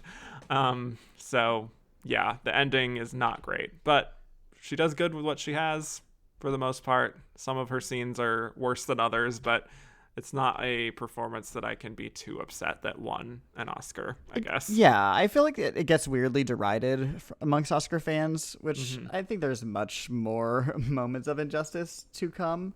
So I don't really get the great betrayal here. Well, this review of from the New York Times, I really loved, probably my favorite of any of these. Mordaunt Hall did not care for the film, but he did really like Norma Shearer. He said, Miss Shearer does all that is possible in the circumstances with her role. with the possible exception of Jerry, played by the charming Miss Shearer, none of the characters is particularly real. Okay. Does the best that she can is... I've heard worse reviews, I've gotten worse reviews. Yeah. Does what she can with the material. So, yeah, that's pretty much how I feel about The Divorcee as well. Agreed. So let us just launch right into the discussion about why Norma Shearer won this Oscar for The Divorcee. What do we think? Do we think it's just, her popularity, her being a box office success, her being in with MGM, combination? I think it's I think it's many factors. The Oscars in the early days, not that they're not this anymore, were much more about publicity and, helping the studios out. And if she's the big star of the moment, then you want to reward that and say like, more of that, please stay in this industry, blah, blah, blah. I also don't know how much this would factor in the early races, but it's the only nominee in the Best Actress field that's also a Best Picture nominee this year, so that always, always, always helps and always will help. Of course, there is the factor of her being married to Irving Thalberg, and I was reading, I have an unofficial Oscar book by Gailkin and Jim Piazza that kind of like was the tome that led me through my early Oscar days as a child, and I kind of revisited it to see what they had to say about this time, and they are really explicit in the fact that, according to their research, Norma Shearer basically won this because she was married to Irving Thalberg, which I think is a little bit unfair. I think there's definitely, it's not a bad performance, there's virtue to her performance, and like I said, the movie as a whole was clearly appreciated by the Academy. So I think it's a lot of factors all leading up to a win. Yeah, you pretty much hit it right on the head there with all of those factors. I think that she made the most sense as the person to reward at this point in her career and at this time in the Academy's history, where I do think that they really wanted to reward actresses who were popular with fans and were clear box office successes and also were easier to work with. And she is someone who very much worked hard to get what she wanted and was also, cooperative, I suppose. And I think it really just was the perfect storm for her. And the fact that the film was a big success, the film was nominated for Best Picture, the stars really aligned for Norma at this time. I do wonder why it wasn't for Their Own Desire. Do we think that's just too slight? Maybe it's not as impactful. I think it's exactly that. I probably actually prefer her in Their Own Desire. I think that's maybe a bit more of display for strengths. But, I mean, they just clearly liked The Divorcee better. Their Own Desire got just that one nomination. Yeah. So why do we think that these other ladies did not manage to win here?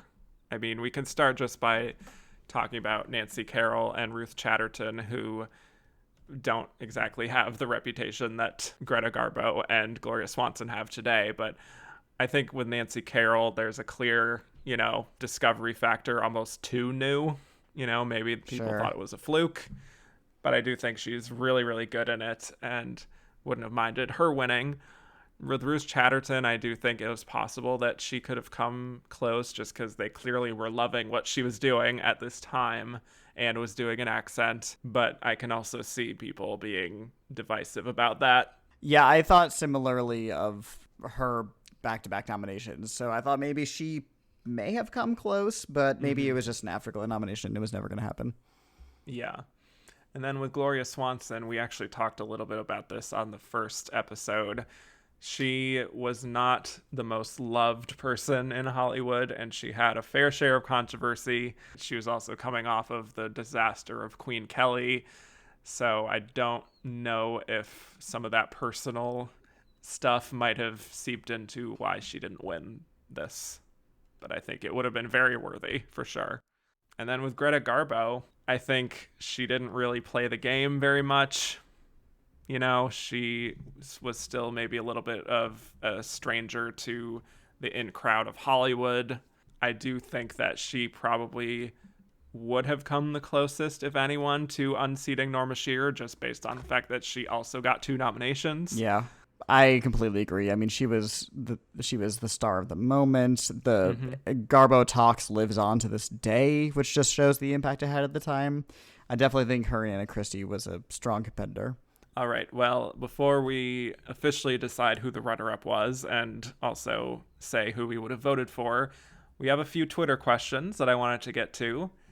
This is from Ben Miller, who said, "The Academy woke up and chose violence. I have no question." Oh, there's like I said, there's worse stuff to come down the pipeline. There will be plenty of time for anger. Violence. I don't know if that's the time right now, personally. Right. That's fair. Maybe it's just in response to like having multiple performances nominated. Oh, in that case, absolutely. I've been just, attacked. So violent. Yes.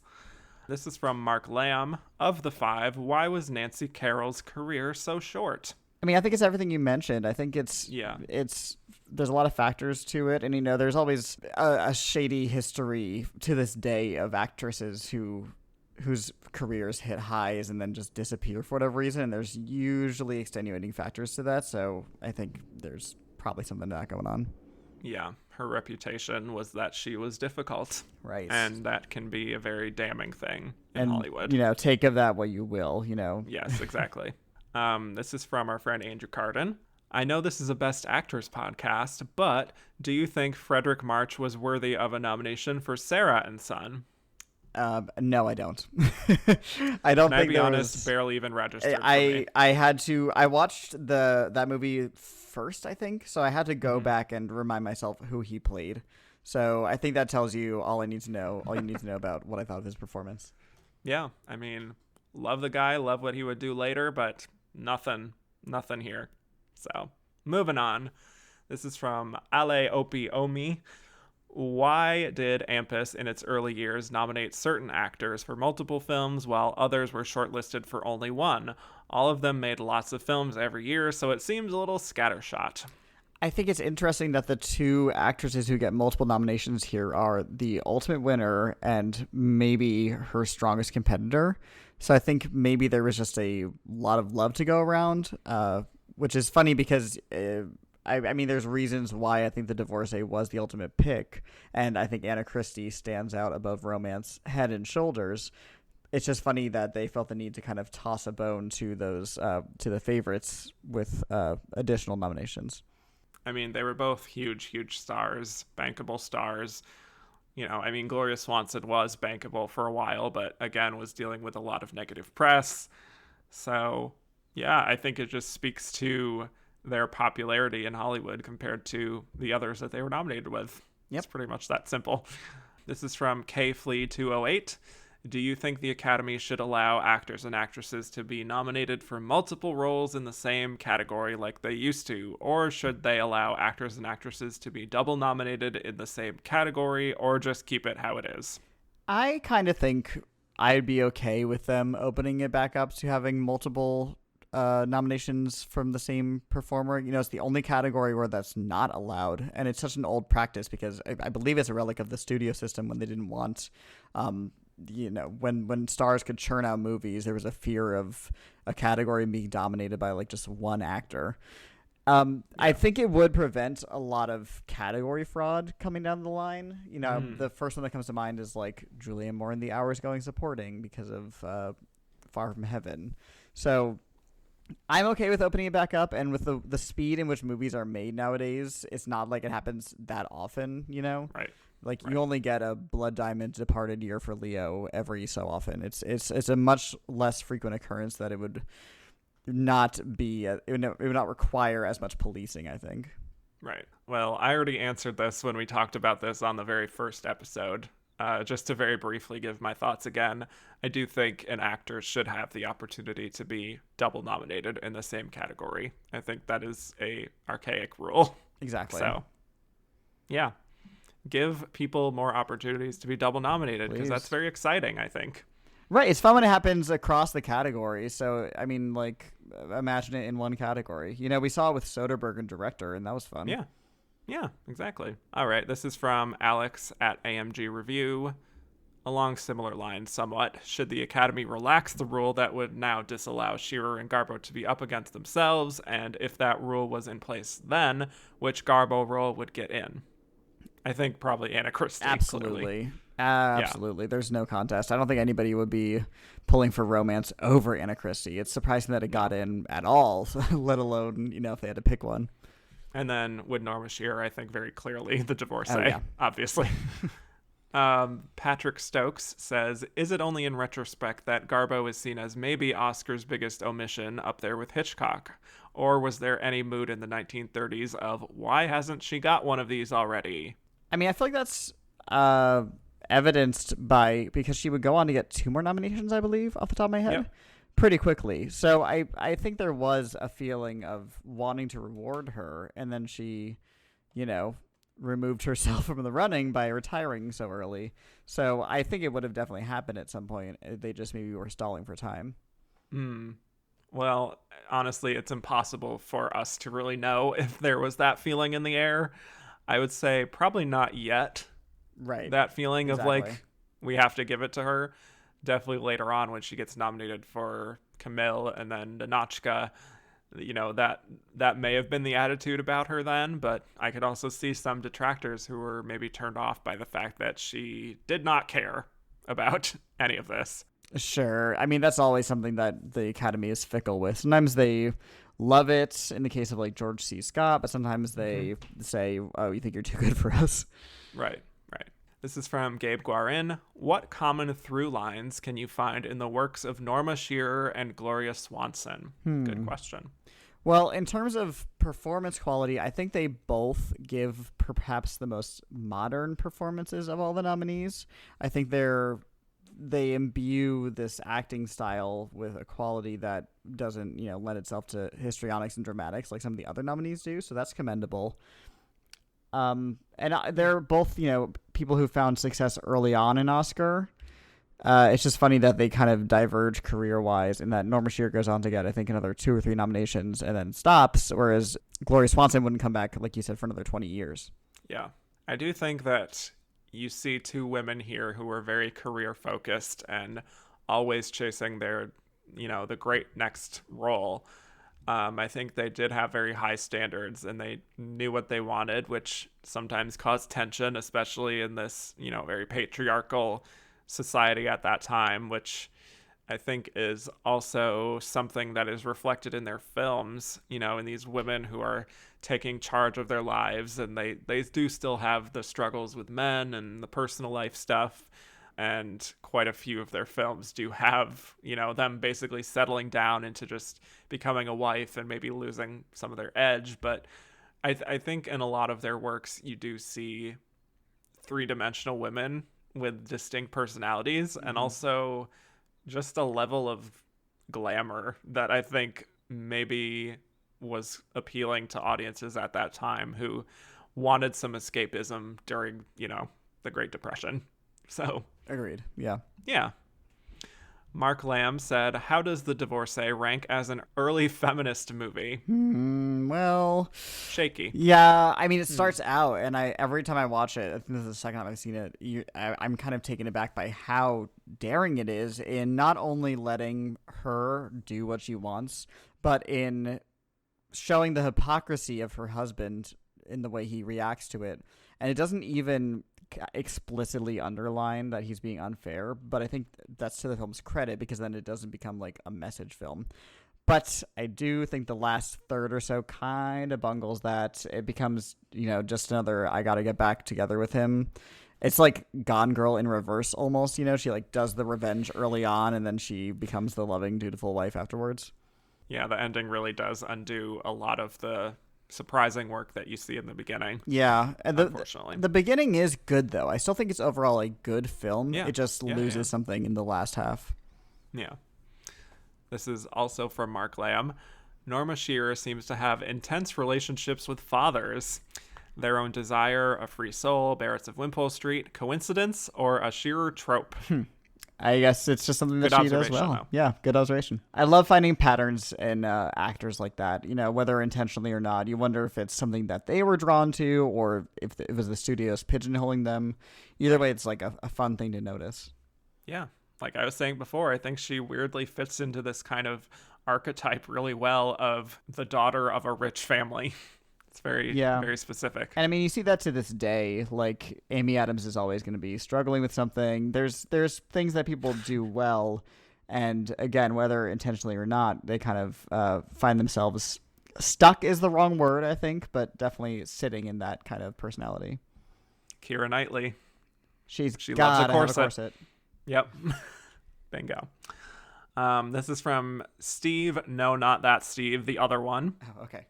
I was confused. Thank you. Yep. Should Norma Shearer be reassessed by contemporary audiences in light of her films like Marie Antoinette, Private Lives, The Women, and The Barretts of Wimpole Street? Did winning for a lesser effort hinder her chances for a rosier retrospective assessment? I mean, maybe, but that happens all the time. And, it's kind of the thing about Oscar is that there's maybe like 10 times in history that a person won for their actual best performance. So I don't think that's maybe responsible for a lack of knowledge of the public. It is interesting that she's kind of disappeared from the, pantheon of old Hollywood stars that even like more casual classic film fans would know about. She's definitely kind of, I would say probably the B team.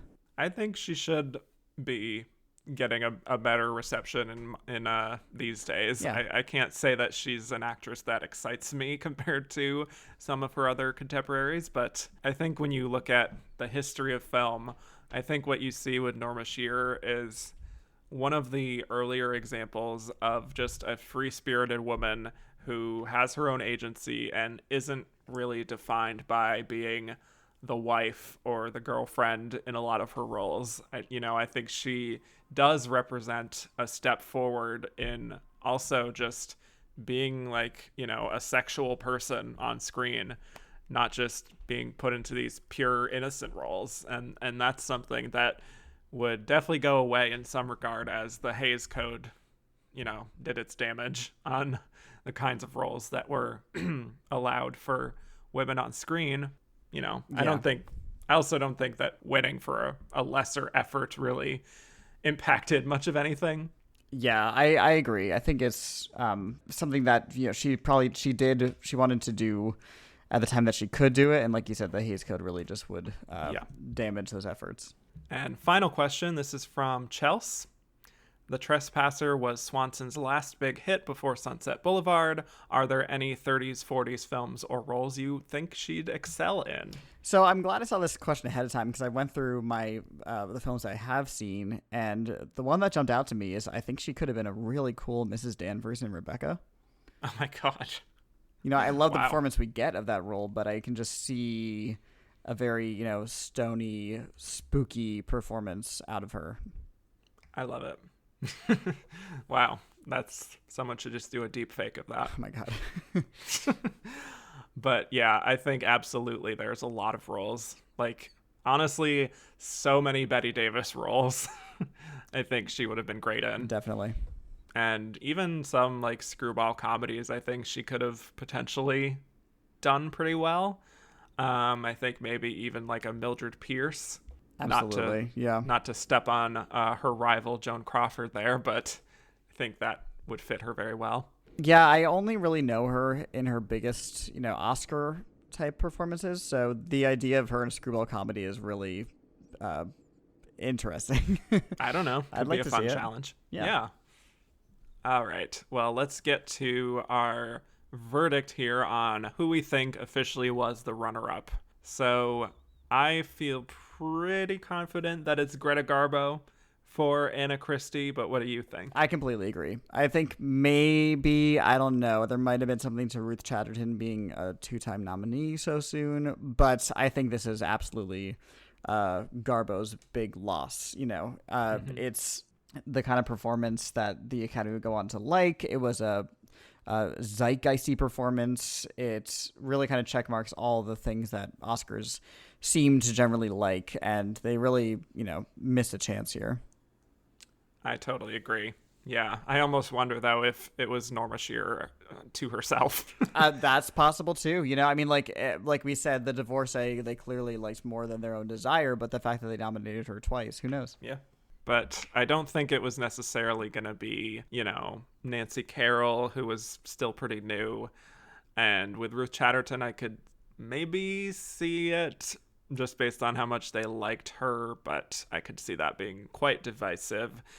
And Gloria Swanson, I do think just her reputation, unfortunately, maybe played into some of that. Maybe they didn't feel that there was an urgency to rewarding her in that moment. So yeah, I think very clearly Greta Garbo was right up there. Even if she didn't campaign, I think she is one of these actresses who industry would probably feel okay with her not necessarily glad-handing with people. So yeah, Definitely. Last question for you. Who would you have voted for?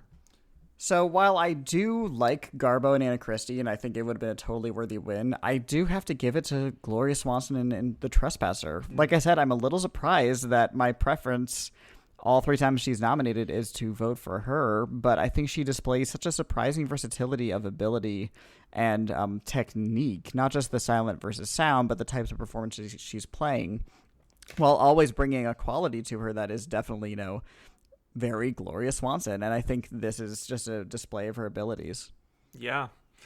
Well, guess what? I actually agree with you. Yeah. And I'll have to, once I get to 1950 and that race, I'll have to revisit those, but I'm pretty much in the same boat. I would have given it to her for Sadie Thompson and The Trespasser, and as of now, at least, Sunset Boulevard. Will be interesting to see if that changes at all when I get there, but yeah, I think these are also just 3 very distinct performances where she's not just doing the Gloria Swanson thing, whatever people think that is. It's really quite astonishing to me that this was her first talkie, because she really seems very comfortable with it, and you wouldn't think that maybe she would be after finding so much success in silent film, but she does. So there you go. Definitely. It totally works. I will say a close second for me is Nancy Carroll for The Devil's Holiday, because she really surprised me. So if it wasn't Gloria, I maybe would have gone to Nancy if I'm feeling generous and not wanting to give Gloria Swanson 3 Oscars. Do you want to share your ranking? You don't have to. It's your show. But I mean, I could. I do have a loose ranking. Do you have a ranking ready to go? Yes. Oh, boy. Okay. Well, why don't you go first then? All right. So I go Gloria Swanson, Garbo, and Anna Christie, and then I go the 2 Norma Shearers. Like I said, I think Their Own Desire is slightly above The Divorcee, which is kind of surprising. And then I have Nancy Carroll, who is good, and that's where I think the good performances stop, unfortunately. Yeah. And then I have Ruth Chatterton and Sarah and Son and Greta Garbo absolutely last for romance. Wow. Okay. Well, I have Gloria Swanson number 1, Nancy Carroll number 2, Greta Garbo in Anna Christie number 3, Norma Shearer in The Divorcee number 4, Norma Shearer in Their Own Desire number 5. I know. Greta Garbo in Romance number 6, and Ruth Chatterton in Sarah and Son number 7. Sorry, Ruth. Yeah, those last 2, not Dreadful. a fan. Dreadful. Well, Cody, thanks so much for joining me today. This was very fun. Thank you so much. Yes, thank you. Always so happy to be on the show, and I'm really excited to see what you can bring to this new chapter of And the Runner-Up Is. Yes. Well, tell the people where they can find more of you on the internet. Sure. Like you mentioned, I'm the co-host of Halloweeners, a horror movie podcast. We're all over podcast platforms at Halloweeners Pod on social media. We have a much more sporadic, unscheduled release schedule than most podcasts, but we just kind of record whenever we feel like. It's our own damn show. And you can find me all over Twitter, Letterboxd, and Instagram at CodyMonster91. Perfect. Well, thank you all so much for listening. You can find me on Twitter at Kevin_Jacobson, and the podcast is at Oscar Runner-Up on Twitter. I'm on Instagram at And the Runner-Up Is. Rate, review, and subscribe if you haven't already. And if you like what you heard and want to hear more, go to patreon.com/andtherunnerupis, where you can hear a bunch of bonus episodes for a small monthly fee. So the next 2 weeks of the show will be Patreon exclusive bonus episodes. So the next main episode on the 4th Academy Awards will be on October 6th. We're down to a solid 5 nominees, and the nominees were Marlene Dietrich in Morocco, Marie Dressler in Min and Bill, Irene Dunn in Cimarron, Anne Harding in Holiday, and Norma Shearer back already for A Free Soul. And the Oscar winner there was Marie Dressler in Min and Bill. So that is what to watch before the beginning of October. And with that, I bid you all adieu.